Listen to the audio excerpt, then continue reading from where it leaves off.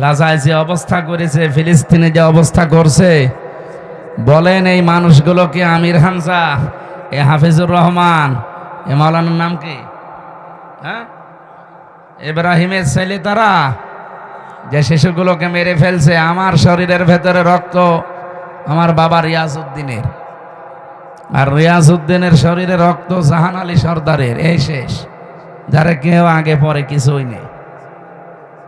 অথচ ফিলিস্তিনে, গাজা, এ সমস্ত ছেলে মেয়েদের শরীরে রক্ত সুলাইমান আলাইহিস সালামের, দাউদ আলাইহিস সালামের, মুসা আলাইহিস সালামের। আপনি টের পাচ্ছেন কি বলছি? গোলাপের পাপড়ির মতো এই ছোট্ট ছোট্ট বাচ্চাগুলোকে দুনিয়া থেকে বিদায় করে দিচ্ছে এই শয়তানগুলো। আবার মানবতার কথা বলে এরা। এই জন্য যারা বানিয়েছে এগুলো তো এমনি বানায়নি, অনেক কিছু চিন্তা ভাবনা করে কার দ্বারা মানবতার ক্ষতি বেশি হয় এগুলো দেখে তারপরে তালিকা বানিয়েছে। আমার আফসোস ছিল না তালিকা আরো 14টা বানাক, কিন্তু 1 নম্বরের নাম আমাদের হাজী সাহেবের আসবে।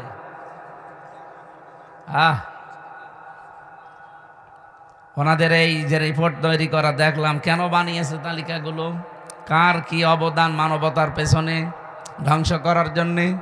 হাসিনার জন্য যেটা দিয়েছে সেটা হচ্ছে আয়না ঘর। উনি আয়না ঘর বানিয়েছে, পৃথিবীর ইতিহাস পাল্টিয়ে দিয়েছে। হ্যাঁ, জাহেলি যুগে তারা কষ্ট দিয়েছে, কিন্তু এইরকম কষ্ট আজ পর্যন্ত পৃথিবীতে কেউ কাউকে দেয় যারা তালিকা বানাচ্ছে তারা আজও পায়নি।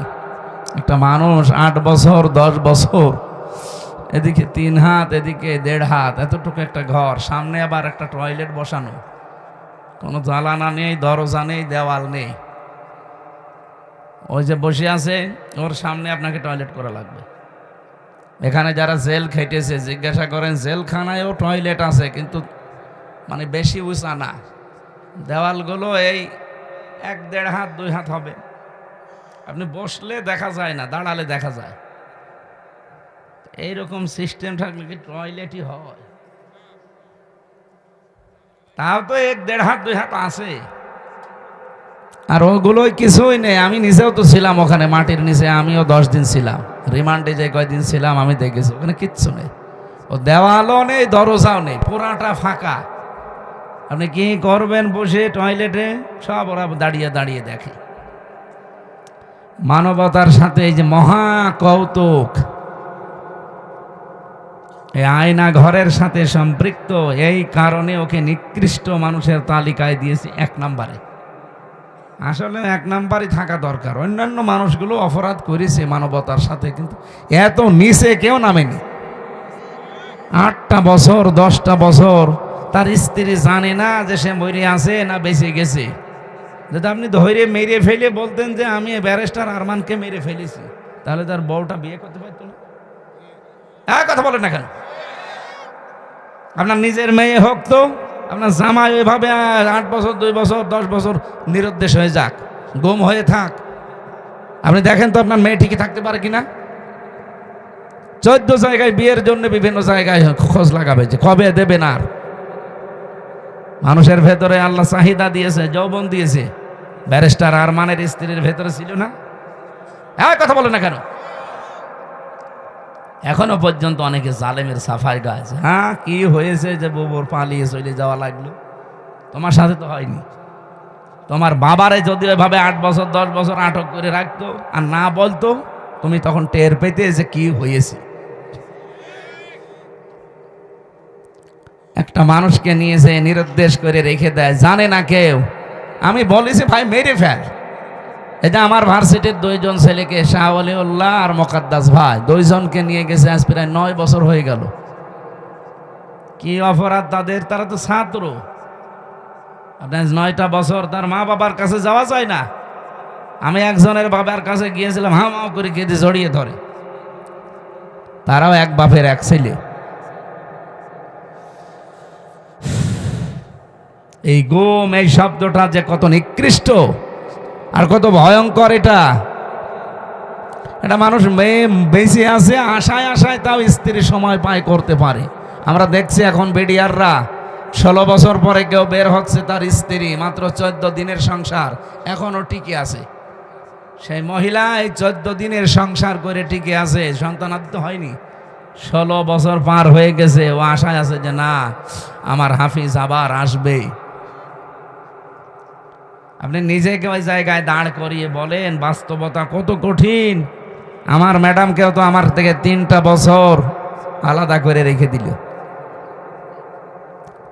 আমার 2টা মেয়ে ছিল, তারাও 3 বছর আলাদা। পুরা 3 বছরে আমি মাত্র একবার দেখেছি তাদের। তাও তো তারা জানতো যে বাইসে আছে, অন্তত হাসিনা পড়ে গেলে হয়তো বের হবে। কিন্তু ব্যারিস্টার আরমানের দিকে তাকান, তার স্ত্রী যুবতী একজন মেয়ে, বিয়েও করতে পারে নাই। স্বামীর আশায় আশায় কাটিয়ে দিয়েছে প্রায় 8 বছর।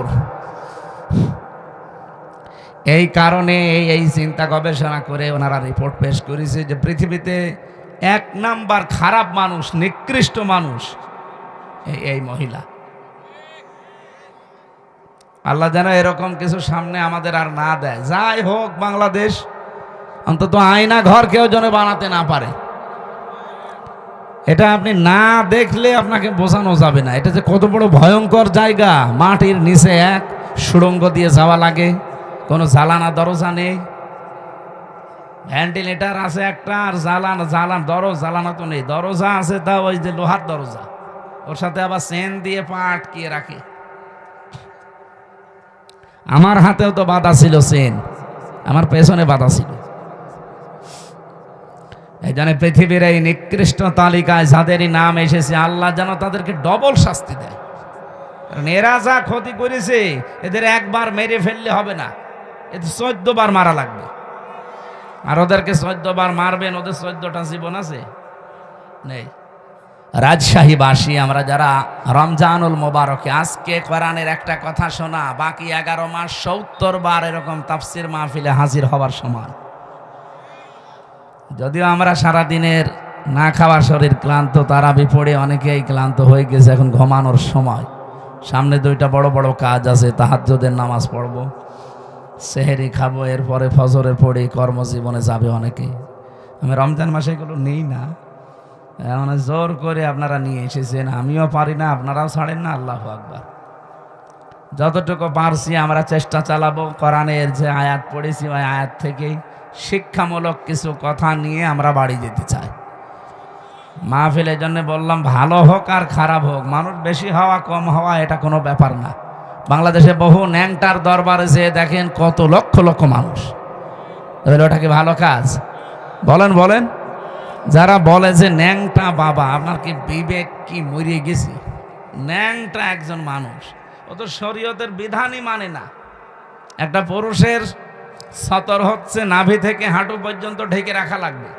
বিনা কারণে যদি এগুলোতে কাপড় না দেয় কেউ, তার কবিরা গুনাহ হবে। এক কথা বলেন না কেন? আর একজন মেয়ে লোকের সতর, মুখমণ্ডল, হাতের কবজি আর পায়ের পাতা বাদ দিয়ে পুরা শরীর ঢেকে রাখা লাগবে। কেউ যদি এই 3টা জায়গা বাকি রেখে অন্য কোনো জায়গায়ও কাপড় না দেয়, আর মাথায় কাপড় দেয়নি, স্বামী বাদে পৃথিবীর অন্য কেউ দেখলো, আপনার কবিরা গুনাহ হবে। তাহলে মেয়েদের সতর কতটুকু? হানাফি মাযহাব অনুযায়ী মুখমণ্ডল, হাতের কবজি আর পায়ের পাতা বাদ দিয়ে পুরা শরীর ঢেকে রাখা লাগবে। পুরুষের সতর যদি নাভি থেকে হাঁটু পর্যন্ত ঢেকে রাখে, তাহলে তার ফরজ আদায় হয়ে যাবে। বাকি শরীরে কাপড় চোপড় না থাকলেও অসুবিধা নেই, তারপরও খালি গায়ে থাকা ঠিক না জনসম্মুখে। আমি কথা বোঝাতে পেরেছি? মেয়েরা যারা আশপাশে বিভিন্ন জায়গায় এসেছেন, সম্মানিত মা বোনেরা, পোশাক এটা কিন্তু গুরুত্বপূর্ণ একটা পাঠ। আল্লাহ রাব্বুল আলামিন কোরআনে কারিমে পোশাকের ব্যাপারে তিনি কথা দিয়েছেন, লেবাসুত তাকওয়া দিয়েছেন। যেন মেয়েদের লেবাস পোশাক যেটা তাকওয়ার, ওইটা হচ্ছে সালোয়ার কামিজ। আপনারা যারা স্বামী আছেন, বড় ভাই আছেন, বাবা আছেন, যারা বানিয়ে দেন, সালোয়ার কামিজ বানিয়ে দিলে এটা সর্বোত্তম পোশাক। আপনি মদিনার মিউজিয়ামে যেয়ে দেখবেন, ওখানে এখনো হযরতে ফাতেমা তো জহরার একটা পোশাক আছে। ওইটা কিনা আমি জানি না, কিন্তু একটা সিস্টেম আছে টাঙানো, এই হাত পর্যন্ত হাতা, পা পর্যন্ত লম্বা। মেয়েরা যারা এসেছেন, আপনার স্বামীকে, আপনার বাবাকে বলবেন যে সালোয়ার কামিজ বানিয়ে দিন, সে যে বয়সেরই হোক, অসুবিধা নেই। এ 10 বছর হলেই কি আর 70-80 বছর হলেই কি, কোনো অসুবিধা নেই। শাড়ি পরে পর্দা আদায় হয় না, নামাজও হয় না। কারণ মাথায় শাড়ি দিয়ে যদি কেউ নামাজ পড়তে যায় আর একবার যদি পড়ে যায় কাপড়, সেজদা দিতে গিয়ে চুল বেরিয়ে যায়, আপনার ফরজ নামাজ শেষ। আমি কথা বোঝাতে পারলাম? সুতরাং এমন পোশাক পরা লাগবে যেন নামাজের সময়ও কাজে লাগে, বাইরে হঠাৎ কোনো পরপুরুষের সামনে পড়ে গেলেও যেন পর্দার মতো ফরজ বিধান লঙ্ঘন না হয়। হ্যাঁ, মুখমণ্ডল, হাতের কবজি, পায়ের পাতা খোলা রাখা জায়েজ আছে, কিন্তু সর্বোত্তম পর্দা হচ্ছে এগুলোও ঢেকে রাখা, হাত মোজা, পা মোজা দিয়ে, যেটা আজিমাত বলা হয়। কিন্তু রুখসাত হিসাবে আপনার মুখমণ্ডল, হাতের কবজি, পায়ের পাতা এইগুলো খোলা রাখতে আপনার ছাড় দেওয়া আছে।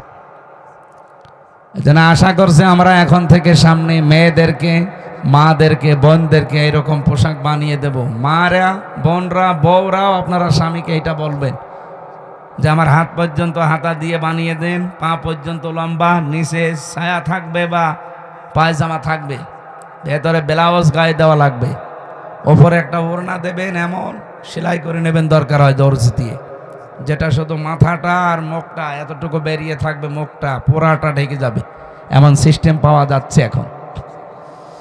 পর্দার এই যে পোশাকটা, এটা কি আল্লাহ খেলা করার জন্য দিয়েছে? কত বড় গুরুত্বপূর্ণ জানেন?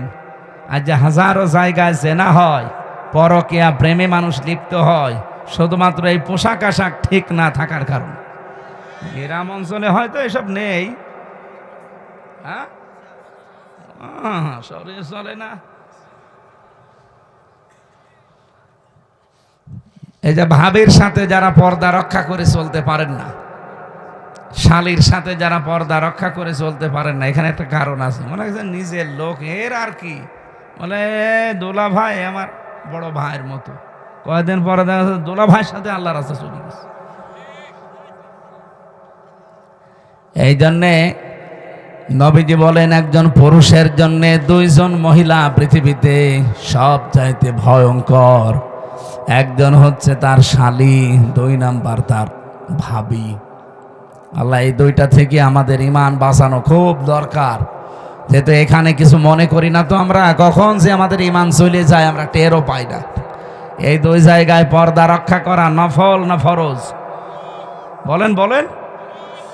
আমি বেঁচে গেছি যে আমি এক বাপের এক ছেলে, আমার কোনো ভাবি নেই, আর আমি যারা বিয়ে করেছি আমার কোনো শালীও নেই, আলহামদুলিল্লাহ।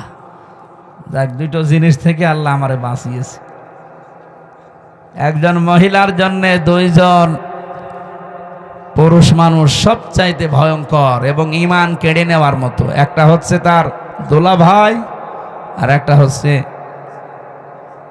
দেবর। দেখ, আমারে আল্লাহ এদিক থেকেও বাঁচিয়েছে, আমি কারো দেবরও না, দোলা ভাইও না। আমার তো নেই ম্যাডামই, আমার দোলা ভাই বলবে কি, ওই চাচা তো, মামা তো, খালা তো যারা আছে, ও চাচার সাথে কোনোদিন দেখাও হয় না, ও দোলা ভাই বলেও না। কয়েকটা শালা আছে, তারা দোলা ভাই বললো আমার অসুবিধা নেই। এই জন্য এই 2টা জায়গা যেহেতু ভয়ঙ্কর, পুরুষের জন্য আমরা খুব খেয়াল করে থাকবেন। নবীজি বলেন এই 2টা 4টা, দেবর, দোলা ভাই, শালী, ভাবি, একে অন্যের জন্য মৃত্যু। কি বলেন তো? মরণ দেখলে মানুষ যেভাবে ভয় করে চলি, এদের দেখলে ইমানের খাতির এরকম ভয় করে চলা লাগবে। আল্লাহ আমাকে সহ প্রত্যেককে এটার উপরে আমল করার তৌফিক দেন, বলেন আমিন। রমজানুল মোবারকে যেহেতু 1 রাত আমরা আজকে 1 ঘন্টা জেগে থাকবো, 11 মাসে 70 ঘন্টা জেগে রাখার সওয়াব আল্লাহ দান করবে। এই যে এই সওয়াবটা কেন? রমজানুল মোবারক এটা কিন্তু 1500 বছর আগেও ছিল, তখন এরকম 70টা সওয়াব হতো? বলেন, হয়তো না। পৃথিবীতে এক একটা জিনিসের দাম বাড়ার পেছনে একটা জিনিস দায়ী থাকে বা কাজ করে। কাবা শরীফ আছে, এই জন্য মক্কার দাম বেশি। কি কথা বলেন না কেন?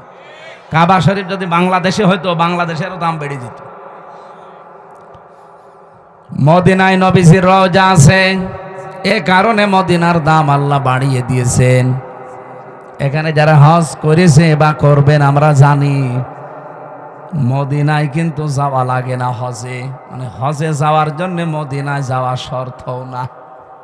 যে কয়টা কাজ আছে হজের সব মক্কায় শেষ। বুঝতেছেন? মদিনায় যাওয়া লাগে না। এরপরও পৃথিবীর যত মানুষ আছে যায়, আমি তো দেখেছি কোন মানুষ মদিনা না ঘুরে আসে না। আমি 16 সালে গিয়েছিলাম, আমি দেখেছি মানুষ অন্তত 40 ওয়াক্ত নামাজ, তার মানে 8 দিন 50টা, এই 8টা দিন মদিনার মসজিদে, নবীর এই মসজিদে যেভাবেই হোক কাটায়। একটাই কারণ হচ্ছে সেখানে আমাদের নবী, যার সার্টিফিকেট ছাড়া, যার সিগনেচার ছাড়া কেউ জান্নাতে যাবেন না, সেই লোকটা ঘুমিয়ে আছে। মুহাম্মাদুর, জবান খুলে পড়েন, মুহাম্মাদুর রাসূলুল্লাহ। রমজানের দাম বাড়ার পেছনে একটা কারণ আছে, তার নাম রমজান। নাম কি? শাহরুল